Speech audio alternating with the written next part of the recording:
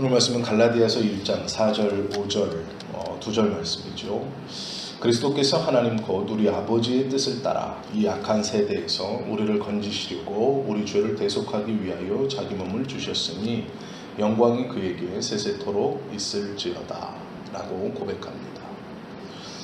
바울이 지금 갈라디아에 있는 안디옥, 이고니온, 루스드라, 데베 이 지역에 퍼져 있는 교회들에게 이 갈라디아서를 쓰는 이유는 이 교회 안에 거짓 선생들이 들어와서 복음을 훼손시키고 예수 그리스도를 믿는 믿음으로 그 안에 그 공동체에 있었던 복음에 의한 평안함과 또 교회의 일치됨이 꿰어지고 서로 계급이 생기고 내가 더 잘났다, 너는 좀 더 못났다, 이러한 계층적 갈등을 유발시키고 있었고, 하나님께서 주신 평안함이 아닌 불안함과 시기와 질투, 즉 온전한 교회의 모습이 허물어져 가는 것을 보면서 아픈 마음을 가지고 안타까운 마음을 가지고 이 갈라디아서를 감옥 안에서 쓰고 있는 겁니다.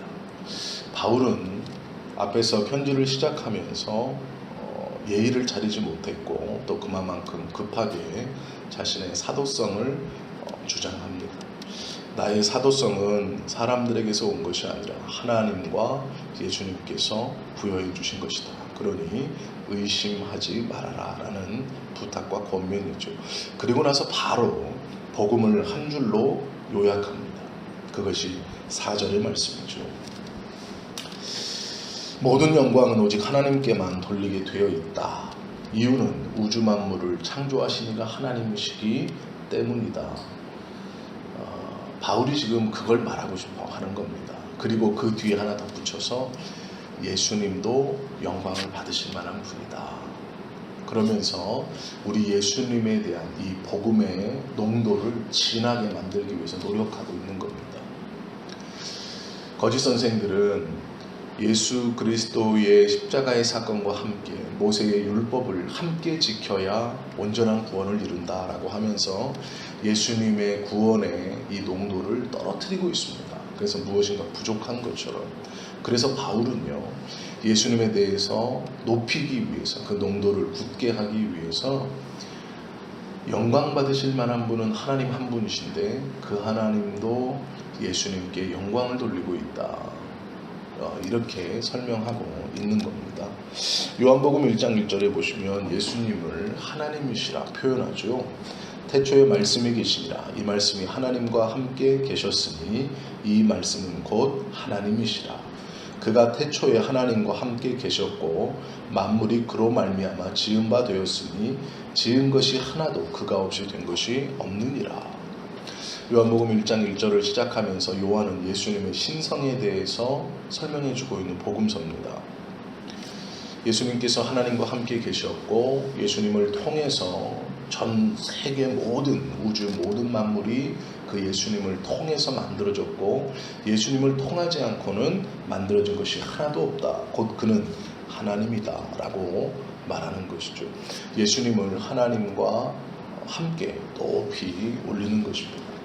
골로새서 2장 2절에 이런 말씀이 있어요. 하나님의 비밀이신 그리스도를 깨닫게 하려 함이라.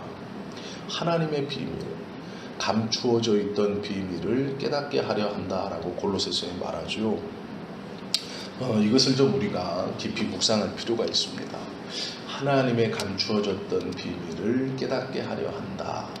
바울은 자신이 만난 하나님에 대해서 골로새 교회 성도들에게 설명합니다. 예수님이 누구신지, 복음이 무엇인지. 그런데 중요한 것은 우리가 하나님의 말씀을 우리 스스로 읽고 아무리 연구한다고 하여도 한계가 있습니다. 하나님께서 성령님의 조명을 통해서 보여주시는 것까지만 볼 수밖에 없다는 것이죠.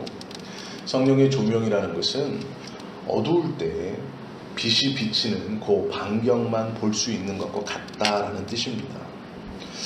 우리가 캄캄한 길을 걸어갈 때 눈앞에 아무것도 보이지 않을 때 손전등이 하나 있다면 그 손전등이 비치는 곳만 보입니다.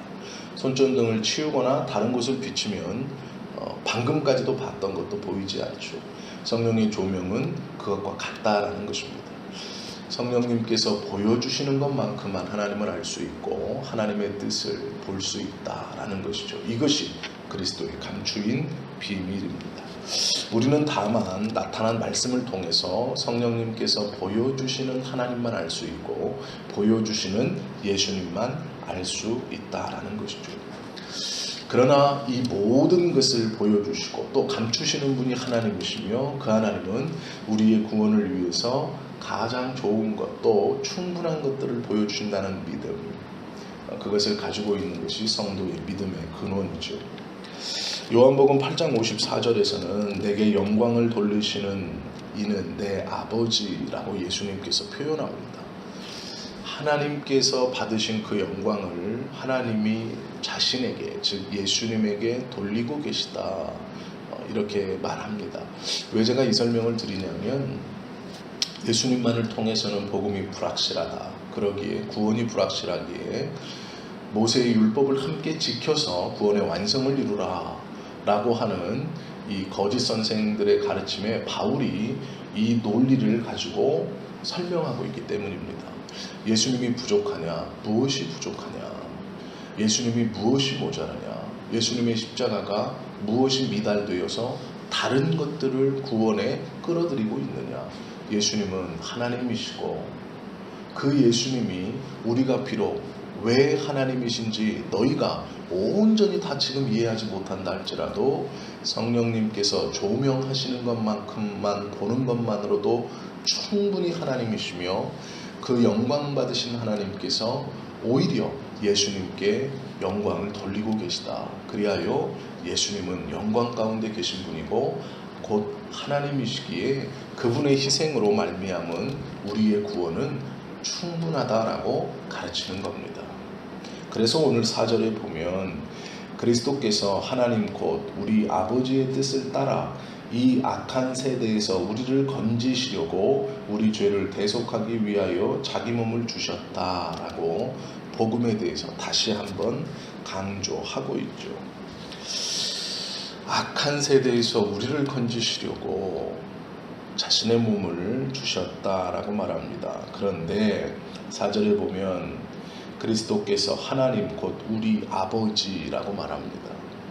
구원받은 너희의 아버지는 하나님이시다. 나의 아버지시며 너희의 아버지다. 그 아버지의 뜻을 믿어라 라는 것입니다. 그 아버지가 너희를 사랑하시고 붙들고 계신다라는 것이죠. 법적인 관계로 양자로 삼았다라고 말씀하고 있는 것입니다.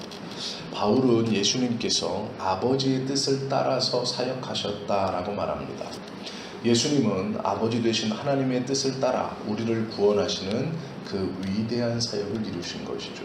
그러면 우리가 하나님의 사랑으로 예수님을 통하여 그리스도께 양자되어서 우리도 그 하나님을 우리 아버지, 바울이 4절에서 곧 우리 아버지라고 부르는 이 하나님을 믿고 있는 저와 여러분들도 하나님의 양자가 되었습니다. 그렇다면 예수님께서 아버지 하나님의 뜻을 쫓아서 구원사역을 이루신 것처럼 우리도 우리의 아버지 되시는 그 하나님의 뜻을 쫓아 우리의 삶을 한 걸음 한 걸음 살아가는 것이 마땅하다라는 것이죠. 성도는 하나님의 뜻을 이루며 살아가야 합니다. 왜 그러냐면 그 하나님의 뜻이 우리 아버지의 뜻이시기 때문이죠.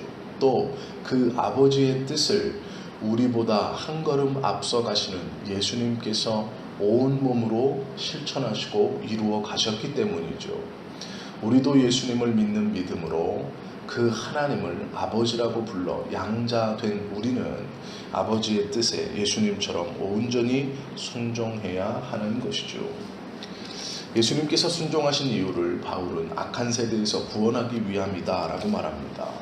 마찬가지로 우리가 지금 예수 그리스도를 믿는 이유도 이 악한 세상에서 하나님께서 당신의 백성을 붙들고 구원하시기 위함이시죠. 예수님은 우리 죄를 위하여 자기 몸을 들이셨다라고 바울은 말합니다. 이 그리스도의 희생은 우리의 죄 때문에 일어난 것이죠. 악한 세대에서 구원받도록 말입니다. 왜 하나님께 영광을 돌려야 하는가? 우리가 왜 하나님의 뜻에 순종하는 삶을 온전히 살아가야 할 의무가 있는가? 오늘 바울은요, 갈라디아서 교인들에게 그 그리스도께서 하나님의 뜻을 쫓아 아버지의 뜻에 순종함으로 우리를 죄에서 구하시려고 십자가에서 죽으셨고 순종하셨다. 그 몸을 드렸다라고 말합니다. 왜 이렇게 말할까요? 거짓 선생들의 잘못된 철학과 신학에 너희의 관심이 빼앗겨 지금 전혀 다른 신앙생활을 하는 것에 대한 안타까움입니다. 그리고 그 예수님을 영광이 그에게 세세토록 있을지어다 라고 찬송하며 이 5절을 끝맺고 있습니다. 아멘이라는 말이죠. 저와 여러분들도 갈라디아 교회의 성도들과 같습니다. 그분이 우리의 죄를 위해서 돌아가셨고 또한 그분이 아버지의 뜻을 쫓아 순종하셨다면 그분으로 양자된 우리도 그 하나님의 뜻을 쫓아 살아가야 하고 또한 그 하나님께서 우리를 구원해 주셨고 이 악한 세대 가운데 우리를 건져주셨다는 것을 믿고 죄가 우리를 자연스럽게 지배하는 것을 거부할 수 있고 성경의 말씀대로라면 피 흘리기까지 투쟁하고 싸우며 살아가야 할 책임이 있다라는 것이죠. 오늘 하루 살아가시면서 양자된 내가 하나님의 뜻을 이루어감이 마땅하고 그 영광의 자리에 예수님께서 받으신 그 영광을 우리도 이제 곧 받게 된다는 소망을 가지시고 우리의 삶에 하나님의 뜻이 무엇인가? 내가 이루어가야 할 믿음의 걸음은 어떠한 것이 있는가? 또 나는 이 약한 세대에서 구원함을 받아 거룩한 자리로 옮겼으니 죄악이 나를 자연스럽게 이끌어가지 못하도록 오늘 하루 기도하시면서 또 민감하게 반응하시면서 온전한 믿음의 길을 걸어가실 수 있는 저와 여러분 되시기를 예수님의 이름으로 축원드립니다.